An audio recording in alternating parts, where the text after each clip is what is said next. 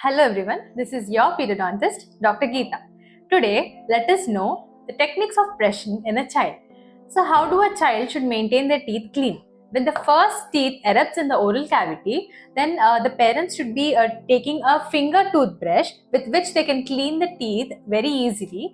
And when one teeth erupts at the age of 6 to 7 years of age, from then the maintenance of the teeth should be proper. Afterwards, when all the primary teeth erupts into the oral cavity, then the child should be doing his brushing in a circular motions. So this can be done with the help of the parent under their guidance, and only a rice grain size toothpaste should be applied on the toothbrush, and the child should do a circular motion around the teeth, which will easily clean all the debris from the tooth surfaces.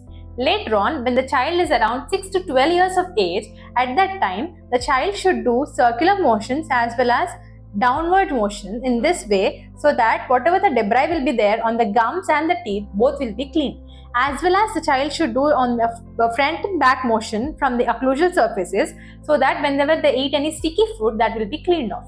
So using these small tips and using a fluoride toothpaste can prevent the cavities in the child, and let us keep the child's teeth very clean by following the following tips. Thank you.